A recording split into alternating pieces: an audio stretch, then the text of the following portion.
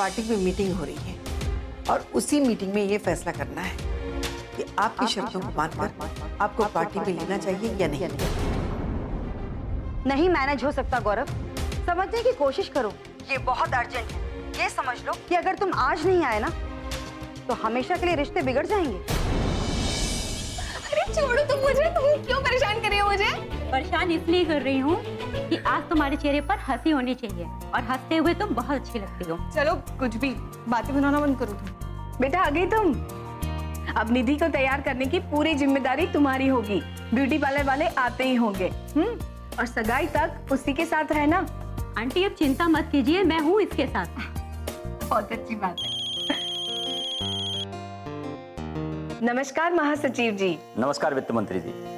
शादी की तैयारियां कैसी चल रही हैं? शादी की तैयारियां तो चल ही रही हैं, पर अफसोस की बात आज ही के दिन पार्टी में घमासान मची हुई है और आप तो पार्टी ऑफिस में ही रहेंगे। सच कह रही हैं आप। फिलहाल मैं पार्टी ऑफिस में ही हूँ, मगर यह मुद्दा कुछ ही देर में खत्म हो जाएगा। मेरा मतलब है कि पार्टी जिस निष्कर्ष पर पहुंचना चाहती है पहुंच जाएगी।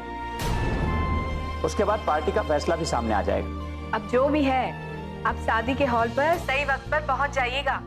हमें आपका इंतजार होगा। आप चिंता मत कीजिए, मैं वहां आऊंगा, किसी भी हालत में आऊंगा। और फिर निधि हमारी बेटी की तरह ही तो है। धन्यवाद देवव्रत जी। आज के दिन ये पूछते हुए अच्छा तो नहीं लग रहा है मेघना जी, पर फिर भी आपसे पूछना चाहता हूं। आप पार्टी की वरिष्ठ सदस्य हैं, क्या आप थोड़ी देर के लिए पार्टी ऑफिस में आ सकती हैं? क्योंकि एक बहुत बड़ा मुद्दा है, बहुत बड़ा फैसला लिया जाना है। देखिए, हम तो आपसे कह ही चुके हैं कि आपके फैसले के साथ ही हमारा फैसला रहेगा। आप पार्टी से कह सकते हैं कि आपके फैसले के साथ हमारा फैसला होगा।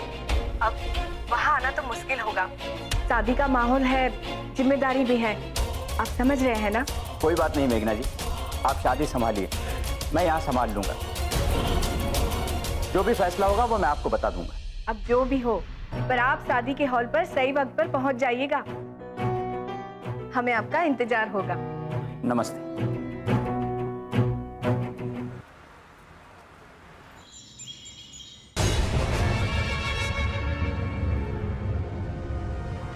नमस्कार। नमस्कार।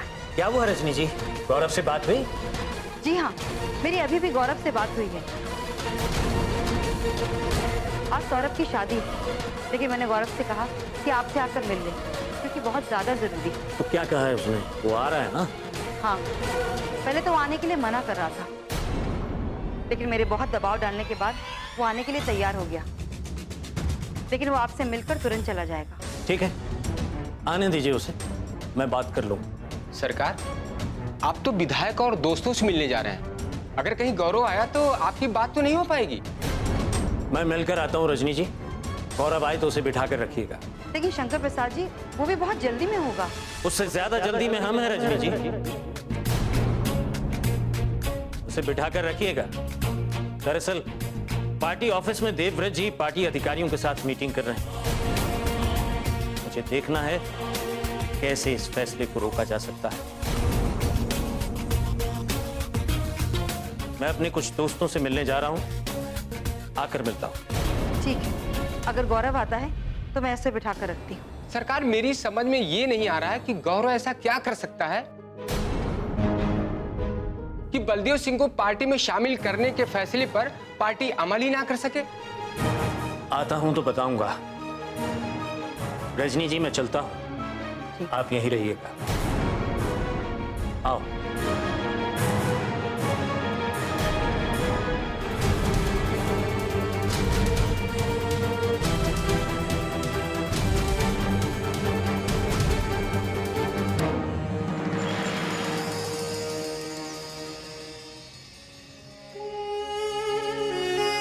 नमस्ते मैडम। नमस्ते। मैडम सर जी कहाँ पे हैं? तैयार हो रहे हैं। आज आपको पूरा दिन उनके साथ रहना होगा। हो सकता है कोई नई हलचल हो जाए। मैं समझता हूँ मैडम, और मैं ये भी जानता हूँ कि जनता जनार्दन पार्टी के महासचिव देवव्रत जी दूसरे सदस्यों के साथ मीटिंग कर रहे हैं। इसीलिए तो कह रही हूँ, घंटे 2 घंटे में इसका फैसला भी आ जाएगा। मैडम, पार्टी का फैसला क्या होगा? आप तो लगातार उनके संपर्क में रही हैं ना, और आपकी उनसे बात भी हुई होगी। क्या लगता है मैडम, ये आसार क्या है पार्टी राजवीर के पापा को अपनी पार्टी में शामिल करने का फैसला करेगी, क्योंकि राजवीर के पापा ने जो शर्तें रखी है ना, वो सीधी सटीक, जिसे मानने में पार्टी को कोई इतराज नहीं होनी चाहिए। मैडम एक बात पूछूं? हाँ पूछिए ना। मैडम आपको क्या लगता है, अगर पार्टी वाले सर जी को पार्टी में ना लेने का फैसला करते हैं तो आपका रुख क्या होगा? वही जो आज है, मैं उस पार्टी की सदस्य हूँ और उस पार्टी ने मुझे मुख्यमंत्री बनाया है। जिस तरह आज संभाल रही हूँ उसी तरह कल भी संभालूंगी। जब तक वो पार्टी मुझे अपने पद पर रहने देगी और जब तक पार्टी मेरे काम से संतुष्ट है। और अगर पार्टी ने ये कहा कि वो आपके काम से संतुष्ट नहीं है तो? अगर ऐसा कुछ होता ना तो मैं अपना पद कभी का छोड़ चुकी होती। मुझे तो ऐसा लग रहा है जो भी फैसला आएगा सही आएगा और अच्छा ही फैसला होगा। राजनीति में तो अच्छा ही होगा, लेकिन घर में क्या होगा माँ जी? राजवीर के बारे में पार्टी फैसला ले रही है, लेकिन आप लोग तो कोई फैसला लेना ही नहीं चाहते। देखो रागिनी, एक ही दिन में सारे फैसले नहीं हो सकते। तुम यही चाहती हो ना सोनाली घर में ना रहे, तो ठीक है, हम इस बात के लिए रास्ता निकालने की जरूर कोशिश करेंगे। हमारा सब्र ही तो टूट रहा है माँ जी। अब हम और सब्र नहीं कर सकते, नहीं होता अब हमसे। मैंने राजवीर के पापा से भी इस बारे में बात की है, सोनाली से भी बात होगी, लेकिन इस वक्त मेरे पास इतना वक्त नहीं है कि सबको एक साथ इकट्ठा करूं और इस बात का समाधान निकालें। हम आपसे एक ही बात कहना चाहते हैं कि अगर सोनाली इसी घर में रहेगी तो फिर हम अपनी जान दे देंगे। सक्सेना जी, आप अंदर जाकर राजवीर के पापा को बुलाइए, जल्दी जाइए। माँ और पापा मेरा करियर बनाने के बारे में सोच रहे हैं और ये रागिनी मेरे रास्ते की रुकावट बन रही है। उसने 2 दिन का समय मांगा था ना, आज दूसरा दिन है। क्या कहती है रागिनी? जाने दो ना राजवीर, तुम क्यों रागिनी की बात को लेकर परेशान हो रहे हो? उसने सवाल किया है तो माँ जी और पापा जी उस बात का जवाब देंगे, वो उसे समझाएंगे। रागिनी का दिमाग दिन पे दिन चढ़ता ही जा रहा है। रजनी का फोन। हेलो, कैसी हो सोनाली? मैं ठीक हूँ, आप कैसी हैं? मैं भी अच्छी हूँ। दरअसल आज तो तुम्हारे घर में हर तरफ खुशियां ही खुशियां होंगी। जनता जनार्दन पार्टी में आज बहुत बड़ा फैसला होने वाला है। कुछ घरेलू मसले भी हैं दीदी, जिसकी वजह से इस घर में खुशी के बजाय उलझन का माहौल है। क्या कह रही हो तुम? वो सब जाने दीजिए, आप बताइए ना, आपने किस लिए फोन किया है? मैंने तो राजवीर से बात करने के लिए फोन किया। उसने कहा कि वो मिलने के लिए आएगा, लेकिन वो आया ही नहीं। दीदी, राजवीर ने आपसे मिलने की बात जरूर कह दी थी, लेकिन वो ये बात अच्छी तरह से जानता है, जब तक ये दुनिया खत्म नहीं हो जाती पर आपके और इस घर के बीच में जो खाई है वो नहीं भर जाती, तब तक मिलने मिलाने का कोई मतलब ही नहीं है। राजवीर है कहाँ? वो यही, लीजिए ना, बात कीजिए उससे। हेलो, नमस्कार रजनी जी। नमस्कार राजवीर, कहाँ हो भाई? तुमने तो आने के लिए कहा था, मैं तो तुम्हारा इंतजार ही करती रही और इंतजार की घड़ियां इतनी लंबी हो गई कि कुछ समझ में ही नहीं आ रहा है। शायद कल परसों या 2-4 दिन पहले आपने फोन किया होता तो मिलने मिलाने की बातें हो भी सकती थी। मैं कुछ समझी नहीं। अब समझने की क्या बात है, खबर तो आप तक पहुंच ही गई होगी, क्योंकि मैं तो घर पे रहता हूँ, लेकिन आप तो ऑफिस में रहती है ना, सबके संपर्क में भी रहती है। हाँ, खबर तो मुझ तक पहुंच ही रही है। पार्टी में भी हलचल है और तुम्हारे घर में भी काफी कुछ बदलाव के आसार नजर आ रहे हैं। हाँ, उसी बदलाव पर मेरी भी नजर है। अभी तो आपसे मिलने नहीं आ पाऊंगा, लेकिन जैसे ही समय मिलता है आपसे मिलने आता हूँ। और हाँ, आपने फोन किया उसके लिए धन्यवाद। धन्यवाद।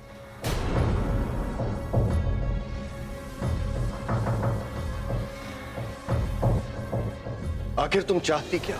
आप अच्छी तरह से जानते हैं पापा जी कि हम क्या चाहते हैं। हम सोनाली को अब इस घर में बर्दाश्त नहीं कर सकते। अब आप लोगों को किसी ना किसी नतीजे पर आना ही होगा। आप लोग क्यों चाहते हैं कि हम उसे बर्दाश्त करते रहें? मैं तुम्हें बर्दाश्त करने के लिए नहीं कह रहा, लेकिन हाँ, अब तक तुम क्यों बर्दाश्त करते हुए आई? जब से तुम हॉस्पिटल से आई हो तुम्हें ये बात समझ में नहीं आई और आज ही आई है। वैसे तो हर दिन खास होता है, ऐसा कौन सा दिन होता है जिस दिन इस मुद्दे को उठाया ना जाए? और हमने तो आपसे परसों ही कहा था कि हम आपको 2 दिन का वक्त देते हैं। तुम्हें क्या हो गया है रागिनी? क्यों ऐसी बातें कर रही हो? पता नहीं तुम्हारे दिमाग में ऐसी बातें कहां से शुरू हो गई है। मेरी तो कुछ समझ में नहीं आ रहा है कि क्या होने वाला है। राजवीर, सोनाली, यहां आओ।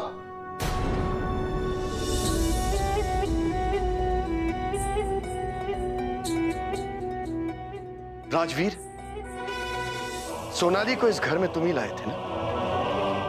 अब इस मुद्दे को तुम ही सुलझाओ, क्योंकि ना मैं रागिनी का पक्ष लूंगा और ना ही सोनाली का। हम किसी के समझाने से कुछ समझने वाले नहीं हैं।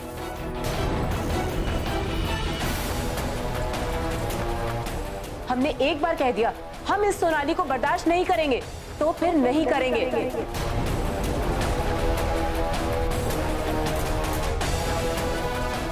इस सोनाली को घर से जाना ही होगा। मैंने तुम्हारे सामने एक कसम खाई थी, भूल गई तुम उस कसम को? मैंने कहा था ना, अगर सोनाली ये घर छोड़ के जाएगी तो मैं भी ये घर छोड़ के चला जाऊंगा। राजवीर, तुम प्लीज गुस्सा मत हो। रागिनी, तुम कम से कम तसल्ली से तो काम लो।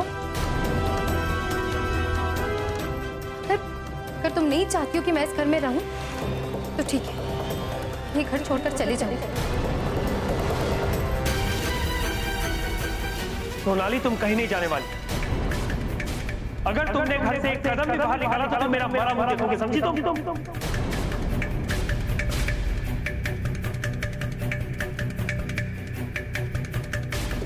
रागिनी, तुम मेरी बात अच्छी तरीके से समझ लो। मुझे तुम्हारी जिद की वजह से लग रहा है कि इस घर में कुछ ना कुछ बुरा जरूर होने वाला है। और अगर इस घर में कुछ बुरा हुआ ना, तो उसकी जिम्मेदार सिर्फ तुम।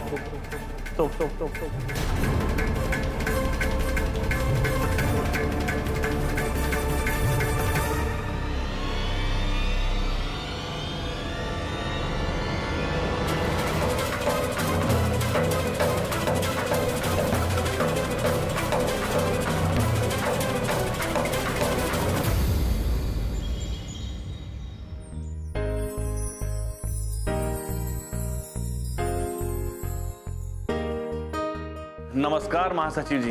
नमस्कार गृह मंत्री जी। पार्टी मीटिंग खत्म हो गई? जी हाँ, पार्टी मीटिंग खत्म हो गई। पार्टी के सारे वरिष्ठ सदस्यों ने न केवल एक स्वर में सहमति दी, बल्कि रजिस्टर एजेंडे पर दस्तखत भी किए। और सबका यह मानना है कि शंकर प्रसाद को पार्टी से निष्कासित कर दिया जाना चाहिए। और सभी वरिष्ठ सदस्य इस बात पर सहमत हैं कि बलदेव सिंह जी को पार्टी में वापस ले लिया जाए। और इसलिए बलदेव सिंह जी को पार्टी में वापस शामिल करने के लिए किसी को ऐतराज नहीं। शंकर प्रसाद जी पार्टी के इस फैसले के बाद सरकार को कोई नुकसान तो नहीं पहुंचा सकते? जहां तक मैं समझता हूं, शंकर प्रसाद जी चाहे कितनी कोशिश कर लें, सरकार पर इससे कोई आंच नहीं आएगी। तो इस बात की औपचारिक घोषणा कब कर रहे हैं आप? मैं सोच रहा हूं कि आधिकारिक तौर पर कल इस बात की घोषणा कर दी जाए। तो ठीक है, फिलहाल मुख्यमंत्री जी को इस बात की जानकारी तो देनी ही होगी। जी हाँ, सिर्फ मुख्यमंत्री जी को ही क्यों, पार्टी के हर सदस्य को यह मालूम होना चाहिए कि पार्टी किस दिशा में कौन सा कदम उठाने जा रही है। आप बिल्कुल ठीक कह रहे देवव्रत जी। पार्टी के इस कार्य की वजह भी मुख्यमंत्री जी को ही माना जाएगा।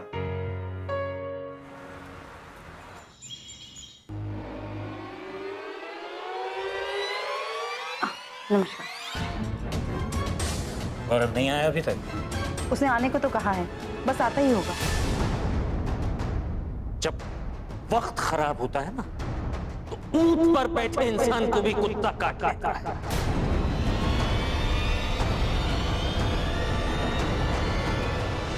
मेरी गिरफ्तारी क्या हुई, ये लोग समझ रहे हैं कि मेरा राजनीतिक वजूद ही खत्म हो गया। मुझे मक्खी मच्छर की तरह मसल कर फेंकने की तैयारी चल रही है।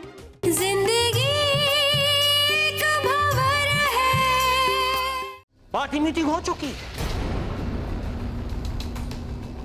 और पार्टी मीटिंग में मेरे किसी समर्थक ने मेरे पक्ष में एक शब्द भी नहीं कहा। ये आप क्या कह रहे हैं? सही कह रहा हूं। सबने देवव्रत जी के उस प्रस्ताव पर एक स्वर से मोहर लगा दी कि बलदेव सिंह को पार्टी में शामिल कर लिया जाए और शंकर प्रसाद को पार्टी से निकालकर बाहर फेंका जाए।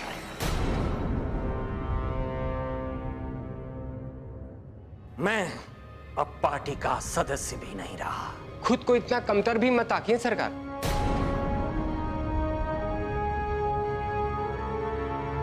फिलहाल हालात तो यही कह रहे हैं लल्ला।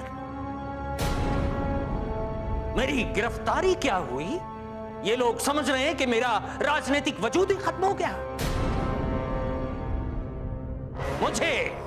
मुझे मक्खी मच्छर की तरह मसल कर फेंकने की तैयारी चल रही है। लेकिन ये लोग भूल रहे हैं लोग। आजकल मच्छर के काटने से डेंगू भी होता है। बात जो बिगड़नी थी वो तो अब बिगड़ चुकी है। अब इन परिस्थितियों को कैसे संभाला जाए ये सिर्फ आप ही सोच सकते हैं। मैंने सोचा तो है।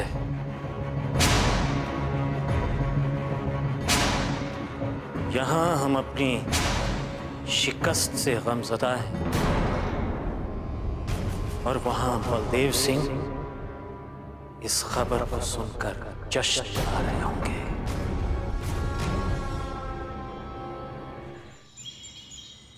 रागिनी कुछ भी सुनने को तैयार ही नहीं है, वो सुनना ही नहीं चाहती है जी। तो फिर होगा क्या शारदा? एक तरफ रागिनी जिद पर अड़ी और दूसरी तरफ राजवीर। कोई ना कोई हल तो निकालना ही होगा। आप चिंता मत कीजिए, कोई ना कोई हल जरूर निकल आएगा। आज पार्टी में आपके बारे में फैसला लिया जाना था। महासचिव जी का फोन है। नमस्कार महासचिव जी। नमस्कार शारदा जी, कहाँ हैं आप? जी मैं बस मेघना जी के घर जाने की तैयारी कर रही थी। जी आप कहिए। मुबारक हो शारदा जी। पूरी पार्टी ने एक मत होकर कहा है कि बलदेव सिंह जी को पार्टी में शामिल कर लिया जाए। चलिए, ये तो मेरे लिए सचमुच बड़ी खुशी की बात है और राहत की बात भी। मैं बलदेव सिंह जी को फोन करता हूँ और उन्हें बताता हूँ कि पार्टी ने उनकी दोनों शर्तें मान ली। जी वो यही है आप बात कीजिए। नमस्कार महासचिव जी। नमस्कार और बहुत बहुत बधाई। मैं अपनी पार्टी में आपका स्वागत करता हूं। आप हमारी पार्टी के एक बार फिर से वरिष्ठ सदस्य होंगे और आपके अनुभव का फायदा हमारी पार्टी को मिलेगा। धन्यवाद, बहुत बहुत धन्यवाद की तो कोई बात ही नहीं है बलदेव सिंह जी। पार्टी ने आपकी दोनों शर्तें मान ली। हम कल ही आधिकारिक तौर पर ये दोनों घोषणाएं करने वाले हैं। महासचिव जी, मैं आपसे एक निवेदन करना चाहता हूं।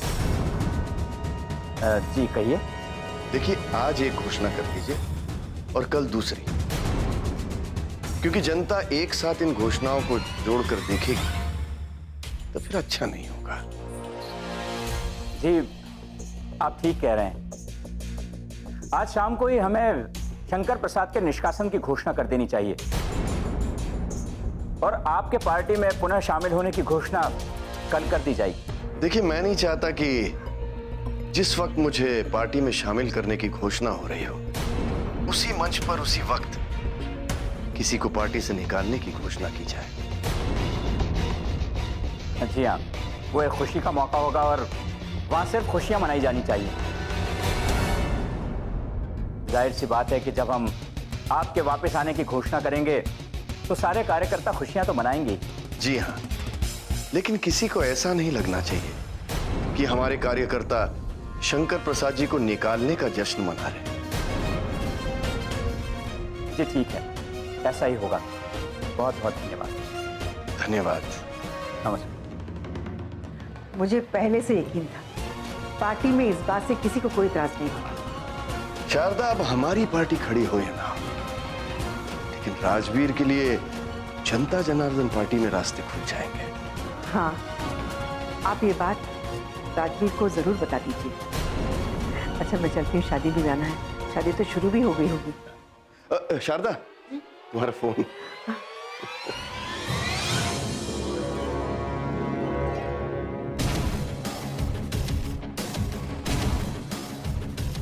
कानून की ओर से शंकर प्रसाद को जवाब मिला था, लेकिन राजनीति की ओर से शंकर प्रसाद को यह मेरा पहला जवाब।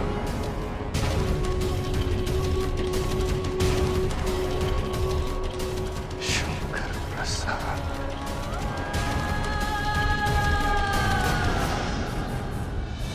मैंने पार्टी महासचिव देवव्रत जी के सामने 2 शर्तें रखी थी कि तुम्हें भी पार्टी में शामिल कर लिया जाए और अगले चुनाव में तुम्हें वहां की टिकट दी जाए जहां से तुम आसानी से जीत सको। जिंदगी का भंवर है। आप लोग रिपोर्टर हैं या कोई जासूस? अरे सच्चाई होती तो अभी तक ये बात सामने आ भी जाती। अरे शंकर प्रसाद जी को कोई पार्टी से निकाल भी नहीं सकता। आओ गौरव। नमस्कार रजनी जी। नमस्कार। मैं तुम्हारा बहुत देर से इंतजार कर रही हूँ। मैंने आपसे कहा था ना कि आज मिलना संभव नहीं होगा, और मैं कोई बाहर वाला नहीं हूं कि जो सिर्फ बारात में जाऊं। मुझे बाहर और अंदर के सारे काम देखने पड़ते हैं। और आज निधि और सौरभ की शादी है, सब लोग मंडप में पहुंच चुके हैं और एक मैं हूं जो सिर्फ यहां पर बैठा। मैं समझती हूँ गौरव, लेकिन अगर बहुत जरूरी नहीं होता तो ऐसे हालात में मैं तुम्हें नहीं बुलाती। ऐसी क्या बात? अब वो तो तुम्हें शंकर प्रसाद जी के आने पर ही पता चलेगा। तुम्हारा इंतजार करके वो अंदर गए हैं, बस आते ही होंगे। आपको तो ये पता होगा ना कि ऐसी क्या जरूरी बात है जो शंकर प्रसाद जी मुझसे करना चाहते हैं। अरे गौरव, अगर मुझे पता होता तो मैं तुम्हें बता नहीं देती। बस इतना समझ लो कि तुमने यहाँ आकर जो अपना वक्त दिया है उसकी पूरी कीमत तुम्हें मिलने वाली है। तुम्हारा इसमें बहुत बड़ा फायदा होने वाला है।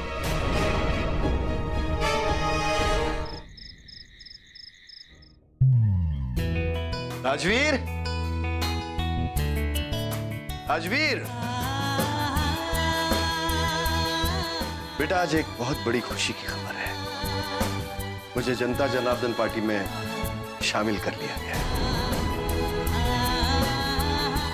मैंने पार्टी महासचिव देवव्रत जी के सामने 2 शर्तें रखी थी कि तुम्हें भी पार्टी में शामिल कर लिया जाए और अगले चुनाव में तुम्हें वहां की टिकट दी जाए जहां से तुम आसानी से जीत सको।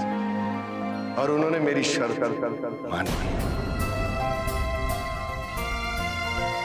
कल मुझे पार्टी में शामिल करने की घोषणा की जाएगी और उसी के साथ साथ तुम्हें भी शामिल करने की घोषणा होगी। ऐसी हालत में बेटा मैं नहीं चाहता कि कोई तुम्हारा नाम उछाल सके, तुम्हारे नाम के साथ कोई सवाल खड़ा कर सके।